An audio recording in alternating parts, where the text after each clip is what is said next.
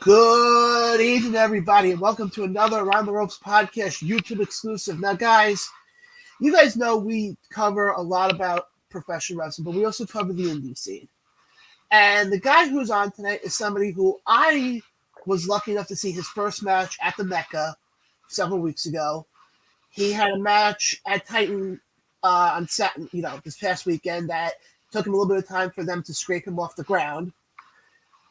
But you may not know the name, but you definitely know who this guy is. The one, the only, Jerry.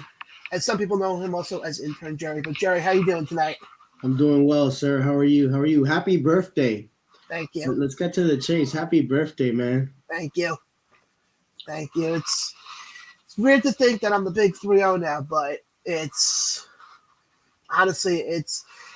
been a fun day. But I want to get into you because not many people know Jerry, know of you. So first thing I want to get to is what got you into pro wrestling? Oh man. You know how many times I've been asked this question? It's hard to get a straight answer. I gotta say I think it was 2003, 2004. I was flipping channels, and keep in mind I had no cable. So when you have no cable, there's like 2, 4, 7, 9, and however many little channels were. And I was flipping channels, and I think it was on a Thursday. SmackDown was on, and I saw this thing with Eddie Guerrero, and we all know Eddie Guerrero. Those that remember that era of wrestling, Eddie Guerrero was just crazy. He was, man. And there was The Undertaker, and from there I was like, okay, yeah, I got interested. It was fun, and then to find out that my dad was into wrestling, right? And he can go as far back as WrestleMania 1 when the black cable boxes were around, the illegal cable boxes. Yeah, we remember those. A lot of people watching was like, damn, that goes way back. And then to find out that my grandfather used to love wrestling. So I guess it was always in my blood, but I really got into it when I was like maybe 8 or 9 years old. That's the cop that usually I hear that from a lot of people, and usually a lot of it's usually flipping through the TV and all that stuff. And you and I are about in the same age range, so I remember those SmackDown days when it was the SmackDown 6 and the Eddie Guerreros and all that stuff. But so now that you got into wrestling about 8 or 9, when did you realize that you wanted to actually get into the industry? Oh, that's easy. I was 10 years old. I saw WrestleMania for the first time. Mind you, I've never been to a WrestleMania, but the first time I saw WrestleMania, and it really got me. What really got me to be like, I have to do this was Taker versus Randy Orton.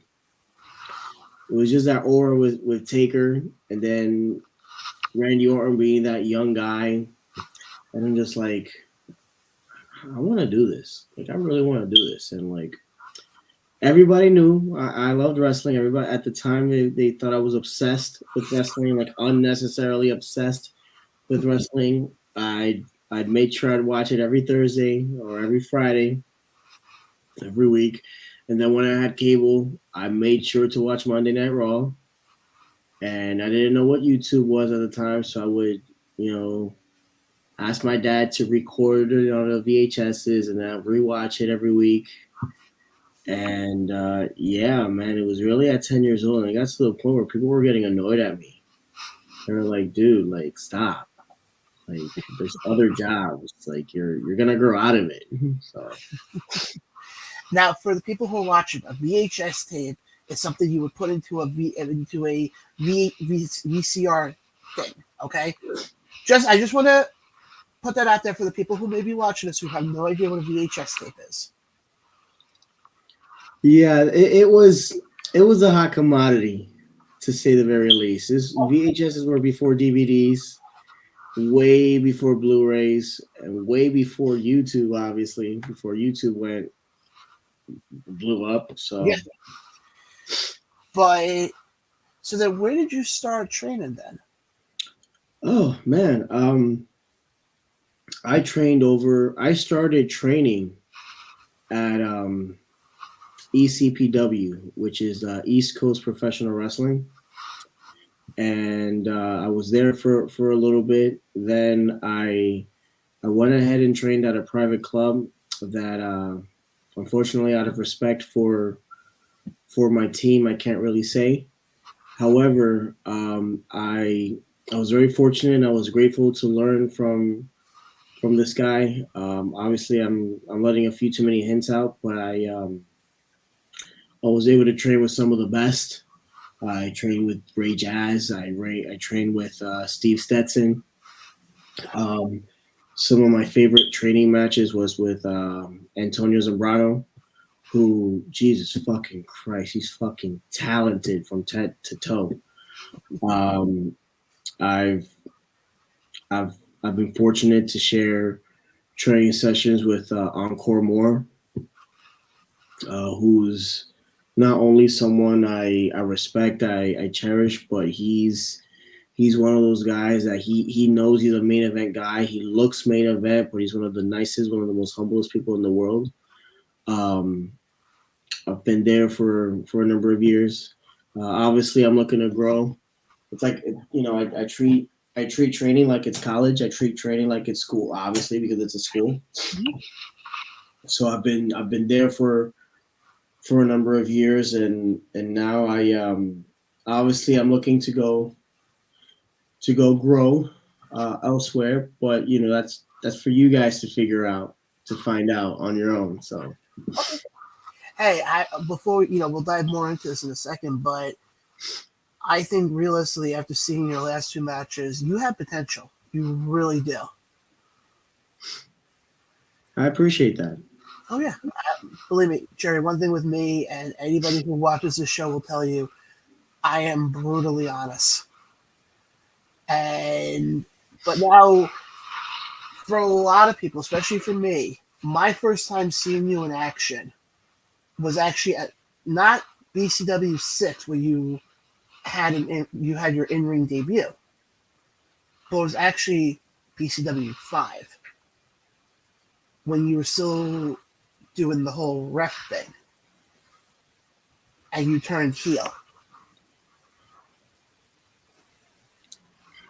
So that was interesting because I I first met these guys back in May of 2021, I believe it was, and it started with me hitting up promotions, trying to pay my dues, trying to do ring crew, basically just trying to learn the business. I just wanted to just get involved. I just wanted to pretty much help set up, put down the ring, just meet the wrestlers, network, because I already knew how to network. I learned everything. I learned all that in college, and I knew I can help out on the business because I managed retail. I was a sales manager in Staples over in Bergen County, New Jersey. That's up in, not too far from New York. And shout out to everybody at Staples. I don't know if I can or can't, but I'm all, me. I'm all about positivity. So I gotta give them a shout out for teaching me everything I know, because that's helping me a lot in the business. But kind of rolling back, I met Jay Bougie back in May of 2021, along with PJ Savage, and they they're really cool. I think they made their debut that year, or a little bit before then, but uh, they did their thing, and we met, and then we had a little bit of a hiatus where we didn't know each other, where obviously we didn't speak for a bit, and then we kind of reconnected back in late August, early September, and everything kind of just took off from there. I did road trips with with PJ, started doing road trips with Jay Bougie, kind of doing road trips with what later down the line would be the Takeover, and up until that point, Bougie saw something special in me. He he wanted me involved. He pushed heavily for me to get involved, and he felt that was the way for me to do it. And I gotta tell you, BCW is a promotion that not anybody can get into. I don't care how good you are. I don't care how great you are. I don't care where you're from. Like if you don't fit in BCW, then you just don't fit. It's not disrespect to myself. It's not disrespect to anybody. It's just Anthony Cole's very good with his company, and to long story short, if he didn't think you would do well at BCW, he would have never brought you in, and that says a lot. So for him to bring me in, to your point, at Anniversary 5, that I gotta shout out to him, and I gotta thank him for that. I, He had a lot of faith in me for that. I remember the reaction afterwards. And I mean, yeah, granted, I've heard that room boo hundreds of times between, BCW, Invictus, you name it, the promotions that run in there. But I think that one was probably one of the loudest I've ever heard. Especially when you're coming, I remember this vividly, you're coming up what would be the ramp, if like you talk about this in WWE terms, and right before you go through the curtain, our own Ryan Peterson was standing there and flipping you the bird. Yeah. I kept it private. I didn't really tell anybody. I actually told people I wasn't gonna be there Uh-huh. to keep it as much of a surprise, because everybody runs at Richfield Park, and it's obviously it's not a knock. It's known as the Mecca for a reason, and I think Shane Fair, I fucking hate fucking.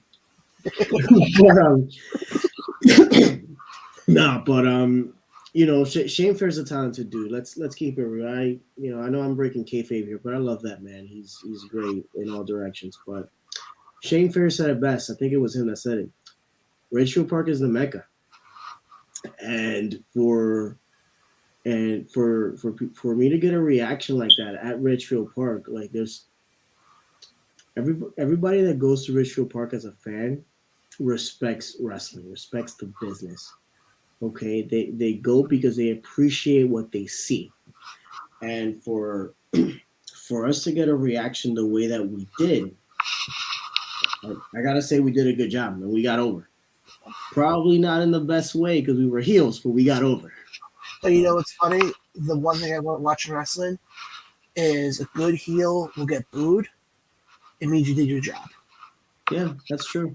And I think realistically, looking at what you guys accomplished in your run, I mean, you talk about, yes, factions are not really a big thing when it comes to the independent scene, but even tag team wise, where it was Bougie and Savage, you and Bougie, you guys were at the top of everybody, and even Face. You have to throw Face in there too.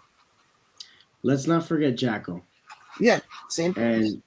And I just want to be clear in this. On screen, I wasn't really Takeover everywhere. All right. There was a lot of promotions like Invictus, SWF. What was that? Just to name a few, Pro Wrestling Magic. I wasn't technically Takeover. All right. I just rolled with the Takeover. So behind the scenes, everybody considered me part of the Takeover because they took me in. They took me in as one of them. And it was kind of similar to the whole Triple H situation when the Clique took him in, and Triple H wasn't on screen part of the Clique, but behind the scenes he was, because he was a new guy. Yeah. They took him in, they nurtured him, they cherished him, and it was really that was technically what happened.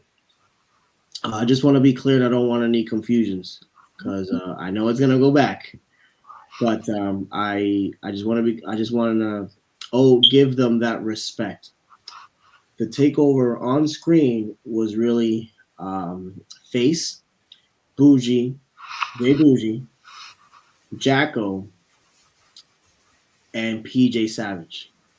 They were the four. And there were some promotions where it made sense for me to join, like for example, in IWA when I was their dirty ref. Um, and that was great. Um, Obviously, things happen. All right, this is Takeover felt it was time to move forward. All right, and everybody has their way to move forward. And as much as I guess I hope I can speak for everybody when I say we all loved Takeover. I got family and friends that don't really know about the business.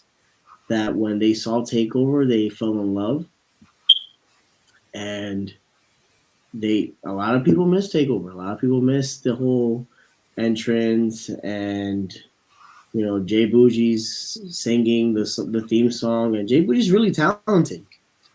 Oh, yeah.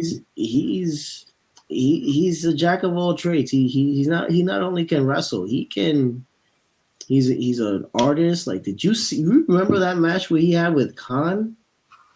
That was crazy, and Oh, yeah. he went over. Oh, yeah. I remember Caprice Coleman right afterwards turned around to him because of where we were, where we were sitting. Caprice Coleman looked at him and said, keep your head up, keep your nose clean, you'll be a champion. And I totally agree with him.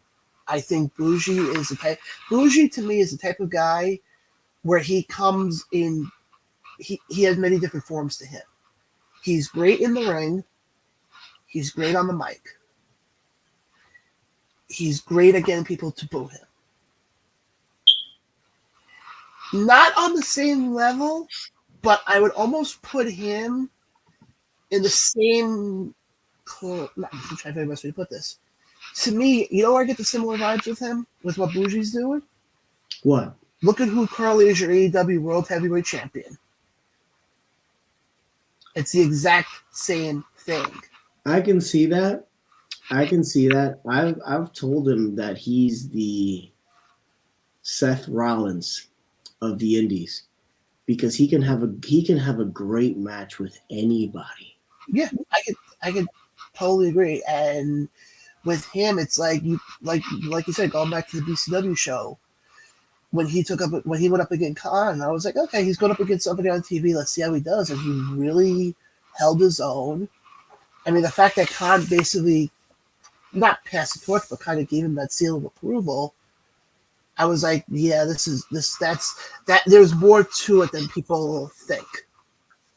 Oh yeah, if these matches don't show everybody that Bougie can hang and that he can steal the show, then something's wrong with you, really. And his girlfriend Shayla, who's like a sister to me, she she's such a fan and she loves the business so much, and to see her grow side by side with Bougie, well, I gotta be professional. Serenity, I think her name is. For them to grow and do the things that they do, oh, man, it's only a matter of time before they get signed. I can't even stress this enough. They're gonna get signed. A lot of the guys, especially between what BCW did at their anniversary show, what Titan just did, and we'll get into Titan in a bit. A lot of those guys, I give it 2 or 3 years before you start seeing them in WWE, AEW, Ring of Honor. It's going to happen. And folks, that's why we always stress this on the show. If there's an independent wrestling promotion in your town, go. You may not know any of the guys there, but you're going to see the future of wrestling. You're going to see guys there who in 5 years or 10 years could be in AEW. A great example. Here's a phenomenal example. Austin Theory. How many years ago was it that he was in BCW? You're right. I actually saw a match that he had with Darius Carter, and that was a pleasant surprise because the dude's only what 24, 25 years old. Yeah. and he's about to open the show at WrestleMania, and just for everybody that you don't understand, that may not understand, um, being the opening match at a WrestleMania or being the opening match of any show, um, that's a lot of pressure because we set the tone for the rest of the show. Yeah. And for Austin Theory to start WrestleMania against John Cena, that's huge. And Exactly. he's only 24, 25 years old. Wait till he's 35, 40 years old. But He that's can retire in 5 years if he wanted to. yeah. But that's my whole thing though is the people who sit there and go, "Oh, independent wrestling is what's the point of going to an indie show?" Folks, think about it this way, okay? I go to quite a bit of indie shows, okay? It's well documented already. You do. Actually, you do. Thanks. But the thing is, I look this way: if I'm spending $30 on a ticket, a lot of times you're getting your money's worth. And when I talk about money's worth, we're going to get into a show that just happened this past Saturday that was top to bottom probably one of the best wrestling shows I've ever seen. Oh, hands down. We could talk for hours about that show. Oh yeah. But that's my point though, is guys, go support indie wrestling. There's no other way about it.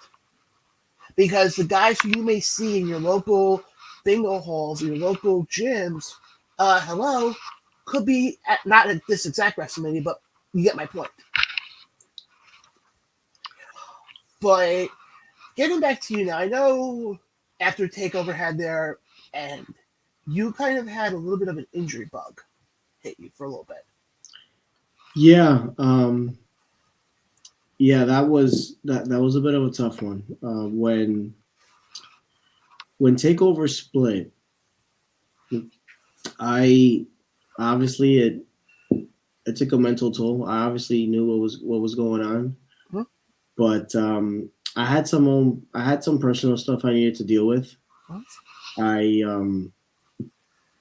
I know I'm shooting myself in the foot, but I wasn't training as much because I had the stuff I needed to deal with, and obviously I was able to overcome it. Um, I'm not gonna get too into it because it's long story short. She's in heaven. She's looking down. She's proud, but she was one of my biggest supporters. All right. And she would always say, "Listen, help me get better because I want 10% of his pay."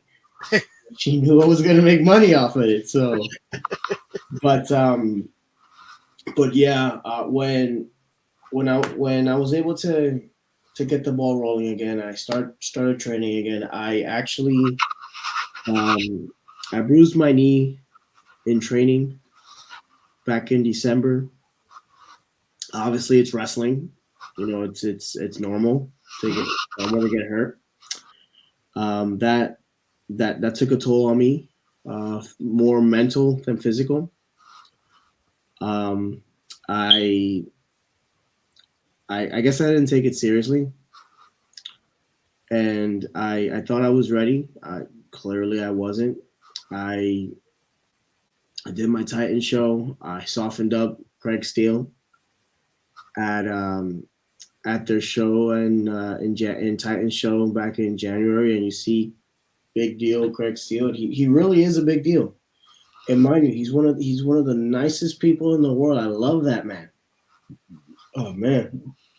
Still trying to remember how I met him, but he's one of the most beautiful souls you'll ever meet. I will defend that man till the end of time. But I softened him up against PJ Savage.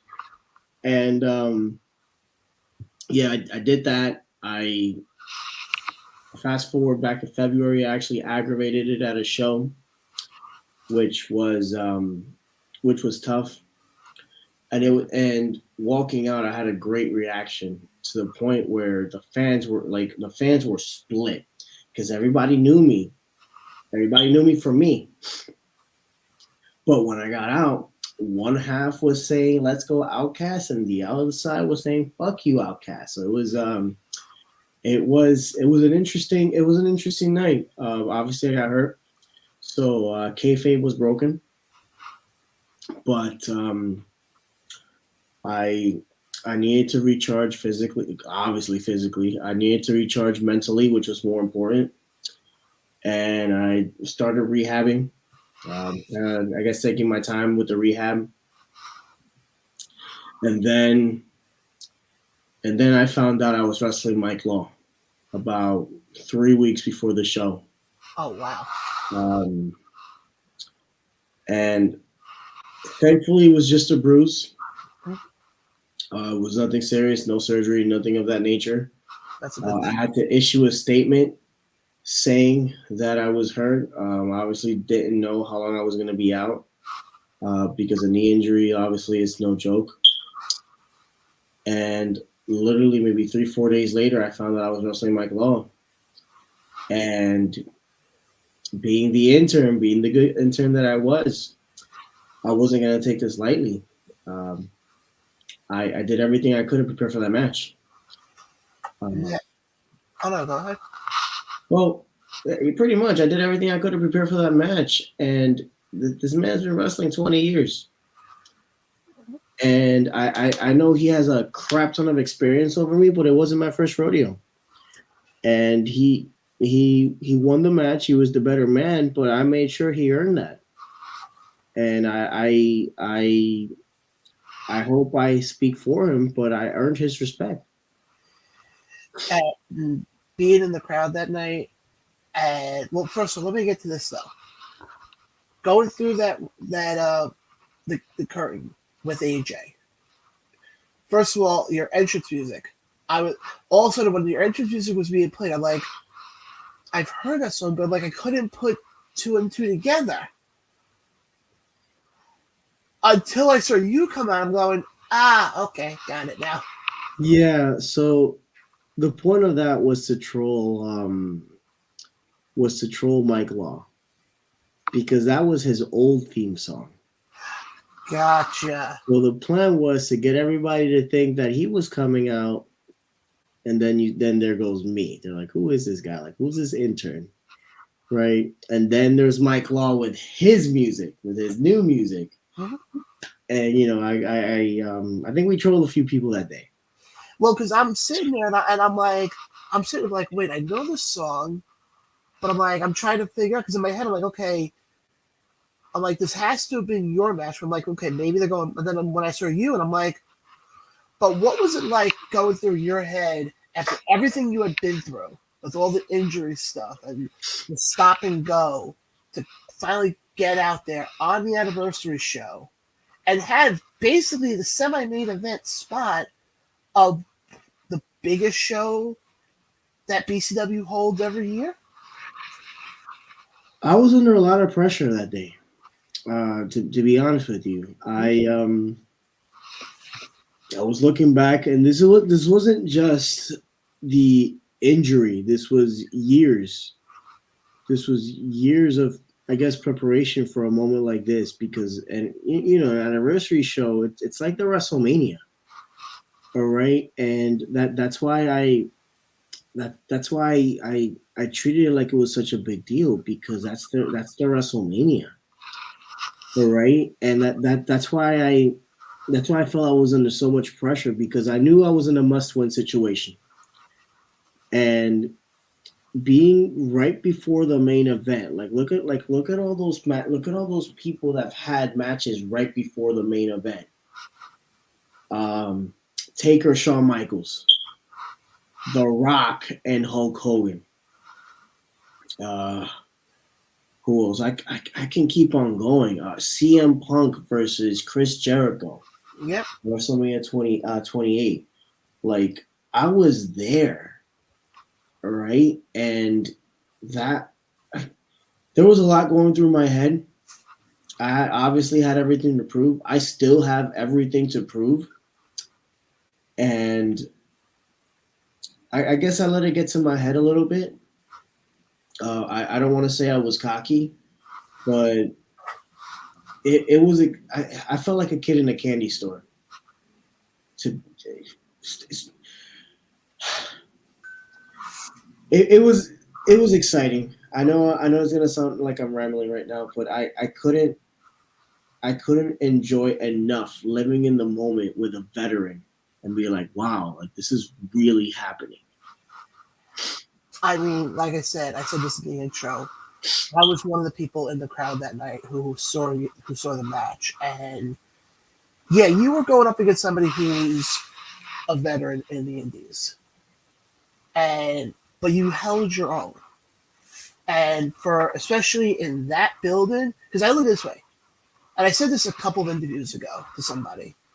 If you're an independent wrestler and you can get yourself over in Ridgefield Park, then any other building would seem minute.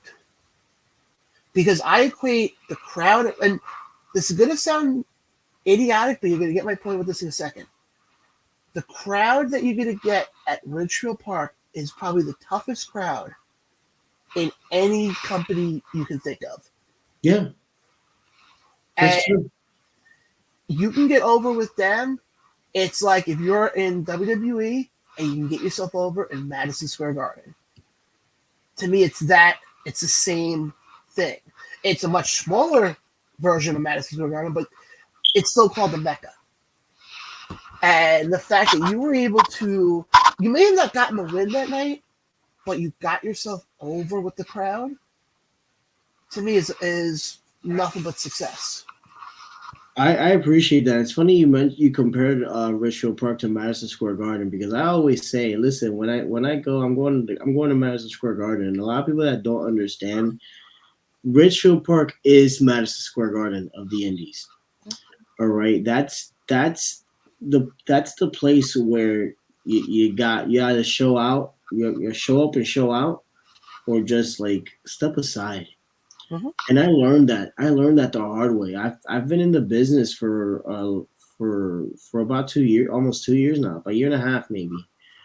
And every time I'm at Richfield Park, like I've never wrestled there, and it didn't quite hit me that I haven't wrestled at Richfield Park till I guess the end of last year.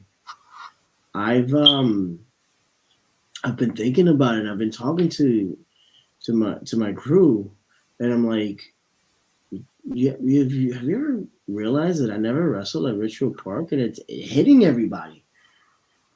And to wrestle for the first time at Richfield Park against Mike Law at a fucking anniversary show, I just hope I earned everybody's respect that day because it wasn't an easy task. It wasn't a walk in the park, especially for him, because I knew he wasn't gonna walk over me. Because come on, but I knew I wasn't gonna walk over him, and I could say this a million times over.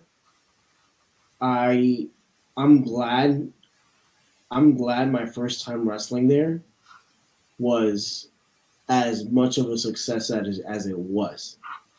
Obviously, it's not something that I would have liked. The outcome is not something I would have liked, but I'll never wanna I'll never want to replace that moment. I guess that's the best way to put it. No, I totally get what you're saying on that. And I think for somebody like me who's been to a plethora of shows, I think your moment there to me ranks as amongst like the top moments that I've seen.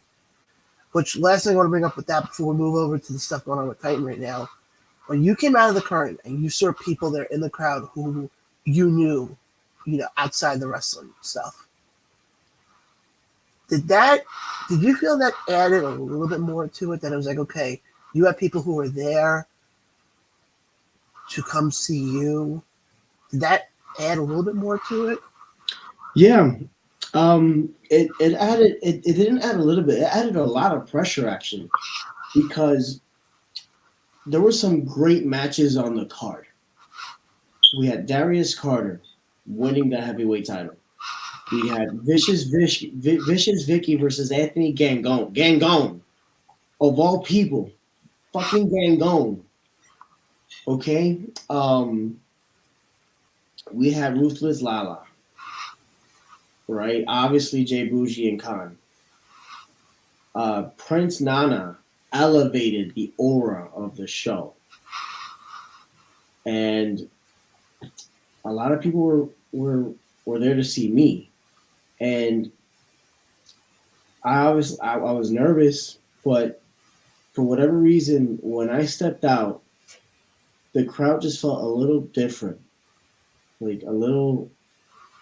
I don't want to say extra special, but it just felt a little bit different.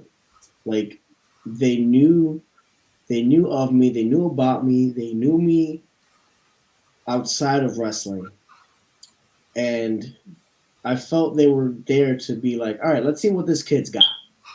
Okay, like he's been around. Let's see what he could do. And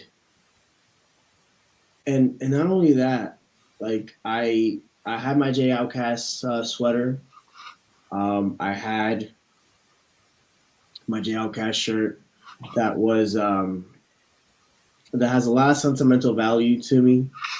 All right. I had a lot of people, give me stuff that would be a a lot of sentimental value. But the J Outcast jacket that I got and the J Outcast shirt, that was really confidence booster because I felt I was going in. I was like, all right, I whatever.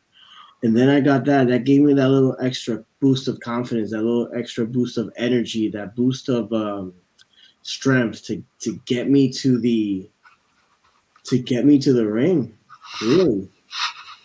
So that's almost like my good luck charm, so to speak. Well, I mean, it was also, like I said, after the setup of Over Titan, it also must have added a little bit of fun because when also you walked out, the first person you saw was my big head. Yeah, that was funny. That was funny because you were right there, and then you had someone with you, and believe it or not, you were one of you were one of those people that I was concerned about. That I was like, I knew I had to perform, and you've been to a lot of shows, and you've seen some amazing wrestling, Mm-hmm. and you were one of the main people. I'm not just saying that because of a podcast, obviously, but Oh, you were one of the people that I was concerned about performing at the highest level because that was my mentality. Really, I knew I had to perform at the highest level in front of people like you. All right, in front of people like Cole, Pan, Cheyenne, who I've known since 2018. I've known Cheyenne since before I even thought about training. To be honest with you, so yeah, you know what? I'm grateful to have wrestled in front of you. It was a huge honor, and you know what? I can't wait to do it again. maybe one of these days it will be against me. Oh man, I will pay to see. I will pay to have that match. But let's move over now to what happened this past weekend over at Titan.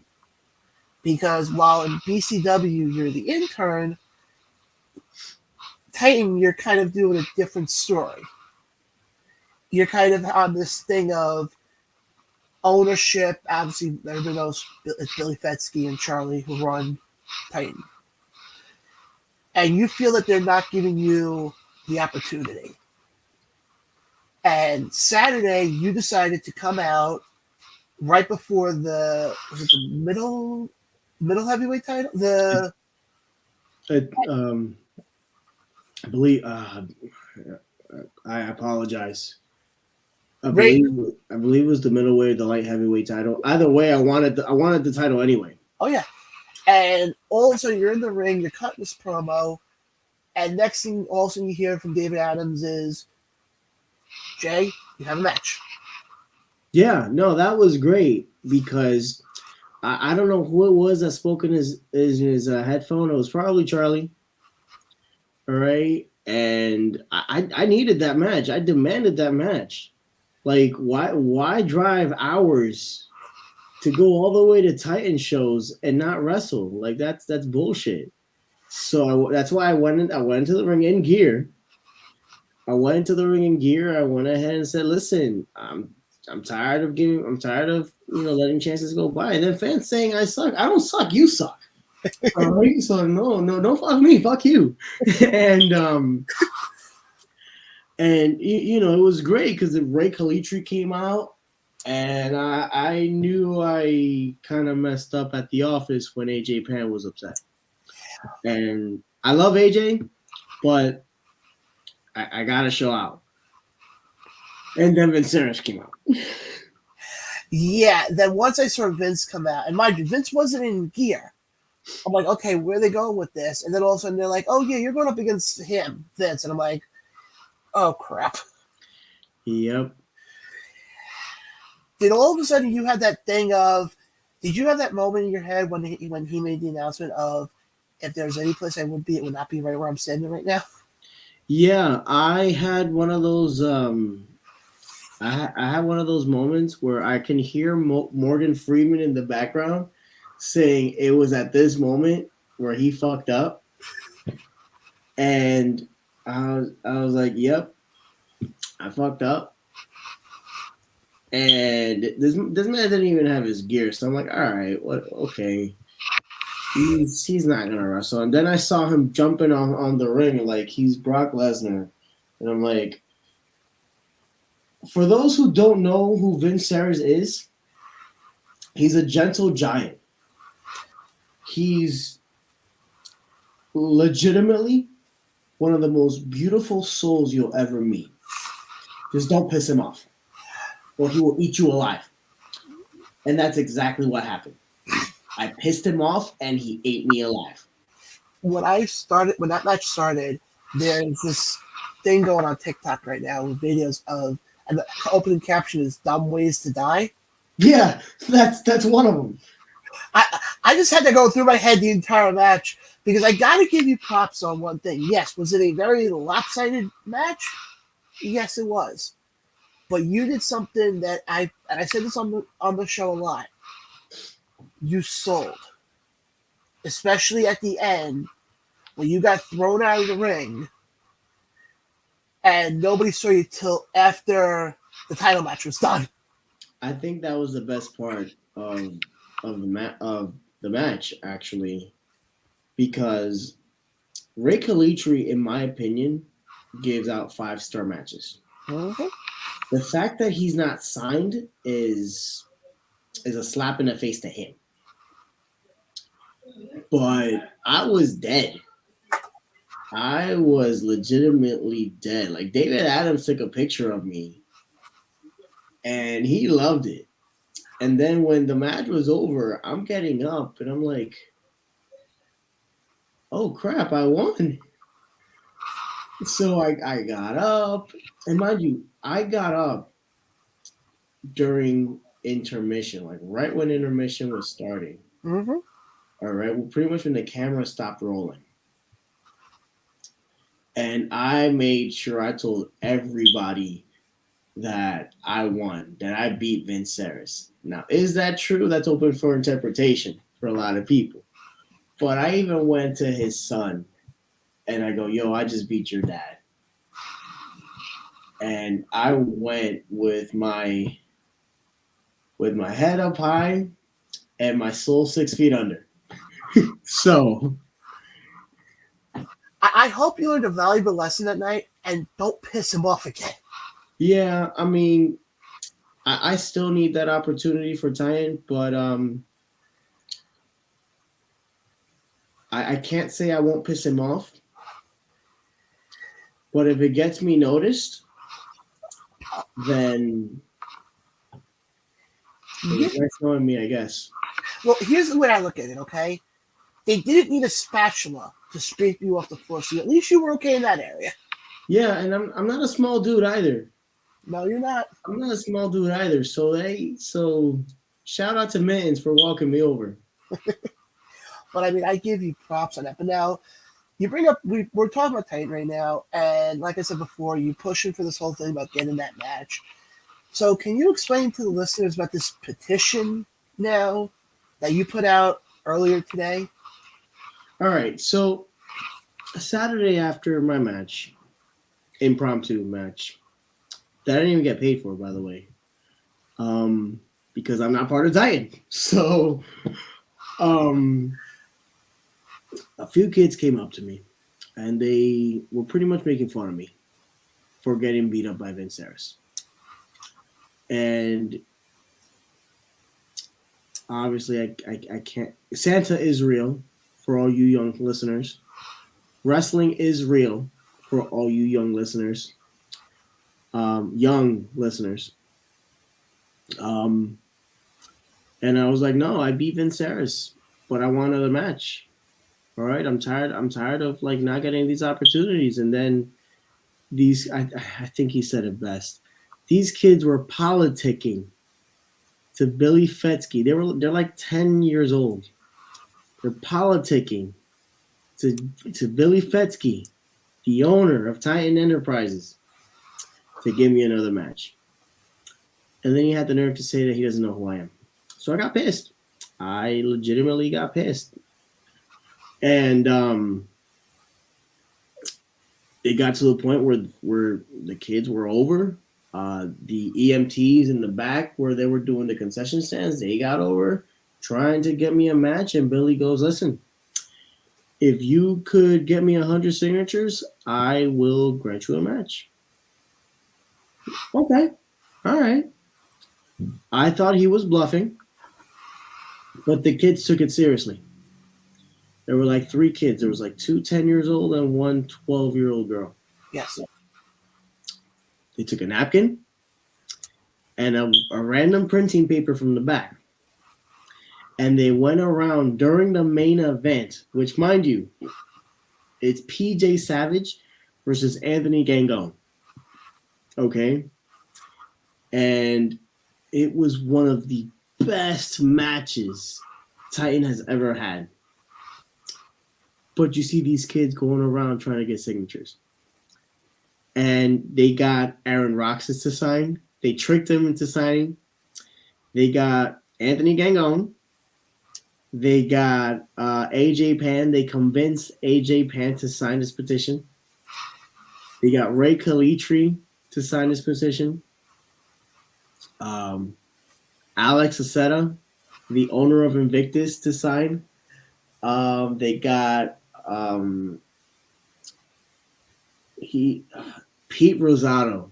They got him to sign. All right. And I think I got like 60 signatures that day in the span of an hour. Like these kids were not playing, and they were pissed off when they couldn't get the 100 signatures. And they were going to Billy, interrupting him. And mind you, he's a promoter. He's a businessman. Like he has important conversations. And they're going up, interrupting and telling him, listen, I got these signatures, give him a match. And he goes, no, it's not 100 signatures yet. So yeah, I bet you, like, these kids were telling me they're going to go to their school. They're going to get everybody in their school to sign. They're going to get their teachers. They're going to get their principals. They're going to get their parents to sign. I'm like, what? Like, I got over. I can tell you this, I got over. Yes, you did. Yes, you did. And I will tell you right now, I was one of the people who signed both the kids one on Saturday. Because they kept asking me, like, oh, can you sign? Can you sign? I said, okay, I don't know what I'm signing for. So I signed it. And then I also signed the one that you put up on social media today. Yeah. So shout out to the kids for being a huge supporter. But this goes back to me having everything to prove. Mm-hmm. All right. So Saturday happened. Okay. I took Sunday just to relax, enjoy myself, enjoy my cat, my cat is my cat, which coincidentally his name is Billy too. But Monday morning happened, and what's today? Tuesday. Tuesday happened, and I was like, you know what? I'm not gonna wait for this. I'm gonna accept this challenge. So I went ahead, hit up Billy publicly, and told him, "Good morning, Billy. Challenge accepted." And he gave me some smack saying, "Oh, you got what, 55 signatures? That's a joke." And I'm just like, "But I got 55 signatures. That's huge." So imagine if I push this to the max. And mind you, and I wasn't slacking obviously, because I'm a person, and this person is dying to get a match at Titan. But he's giving me shit that I got 55 signatures. I'm like, dude, I got 55 signatures. Okay. So you can give me all the smack you want, but I got 55 signatures. That's pretty good. So, and I'm not gonna stop. Even I'm not gonna tell you if I gotta make this deadline tomorrow at 11, but I'm gonna keep on going with these signatures. I'm gonna make sure everybody signs this petition. I don't care if you're a janitor, if you're a teacher. I don't care if you're Joe Biden. I don't care if you're Mr. McMahon. I don't care if you're Mr. Garrison from South Park, Peter Griffin from Family Guy, um, Kevin from Richfield Park. I don't care who you are. I'm going to make sure you sign that petition. And by the way, people, for everybody who's watching, the petition that he's talking about will actually be in the description below. So after you watch this video, or even if you want to keep us on in the background, go ahead, please sign it. Yeah, you can do it right now. I mean, it doesn't kill you. I mean, it only make me stronger. Exactly. But now, when you get to this point, because I'm not going to say F. I agree with you. It doesn't make sense to say F. When you get to this point, and you get the 100 signatures, and Billy goes, "Okay, you did it. I'll grant you the match." Who is that one person that you want that match against?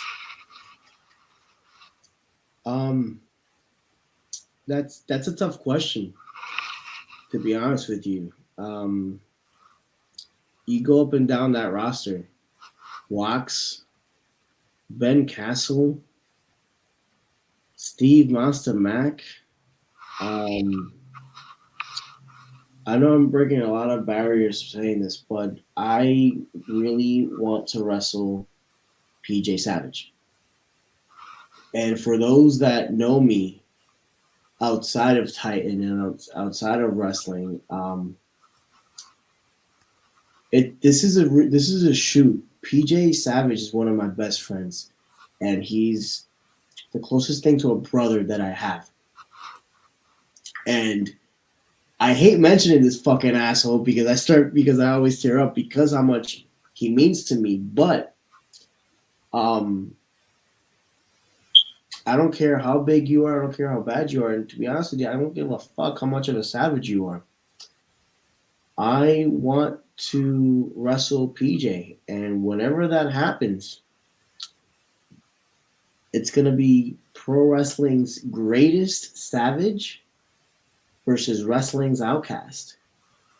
And I expect a 5-star. I expect to give him a 5-star classic. Because, again, it comes back full circle with me having everything to prove. I need to prove that I belong to Titan. And at this point, I don't care what I have to do to prove that I belong. I belong. And I don't care what I got to do, to be straight up with you. Hey, I commend you for that. But now, last thing I'm going to ask you this, and then we'll get to the promotion stuff in a second. You get this opportunity. You get a few wins under your belt. Let's say for argument's sakes, it's still going to be Game Going coming out of the show on the 29th. I'm just saying for argument's sakes. If Billy comes up to you and says, "Okay, Jerry, you got a few wins under your belt. Congratulations.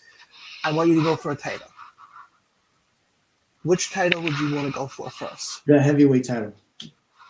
And I didn't even mean to cut you off. it would have to be the heavyweight title. Nothing against the other championships. All right, every championship has its own meaning. But when you're the heavyweight champion, you're not only the heavyweight champion, you're representing a company. Hmm. And this goes back to saying how much I need to prove that I belong in Titan. And one of the best ways to prove that I belong is to win their heavyweight title and represent. And I'm not just representing Titan in the ring, I'm representing Titan outside the ring. I'm representing Titan when I'm in the restaurant. I'm representing Titan when I'm overseas. I'm representing Titan when I'm in the gym.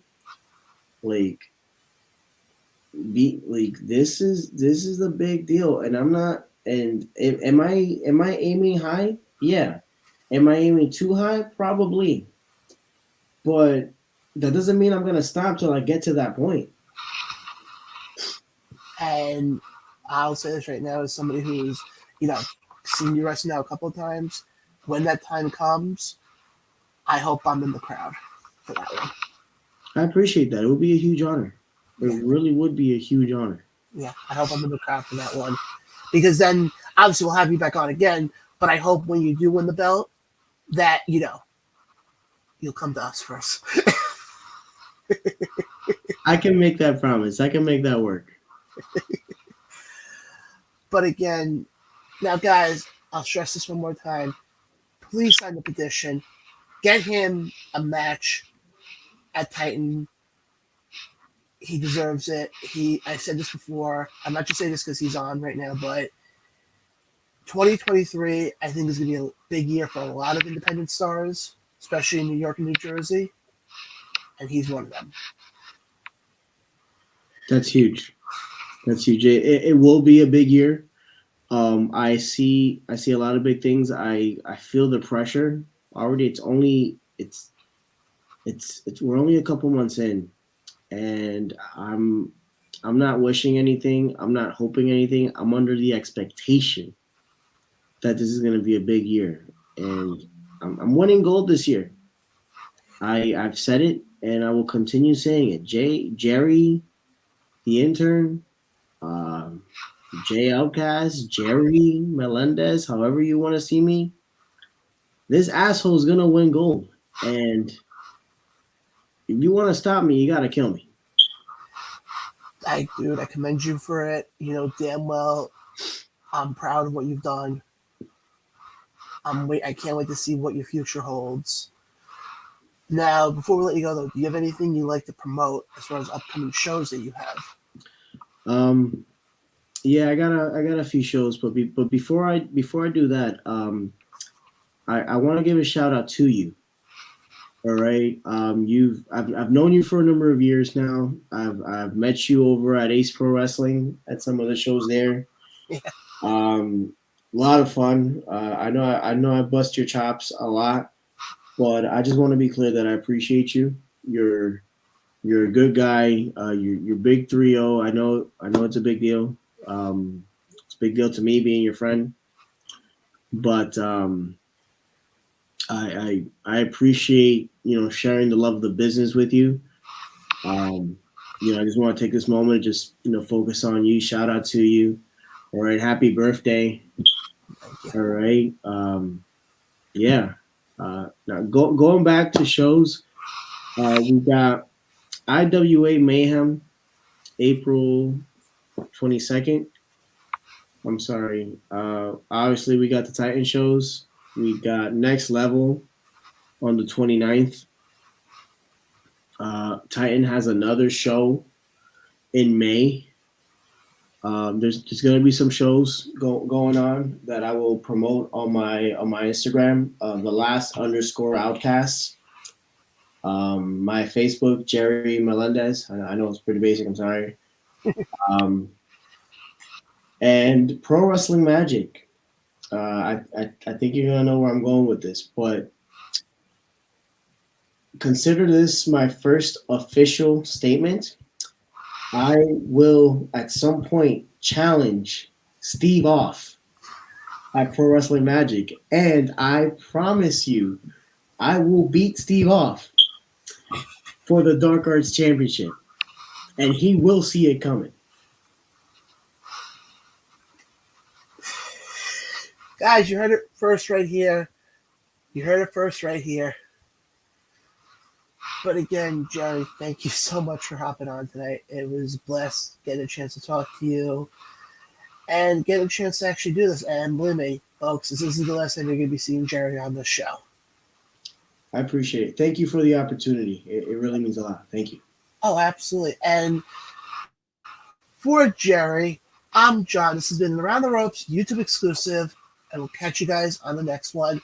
Tune in this weekend for the first annual WrestleMania watch party happening Saturday and Sunday. You're not going to want to miss that.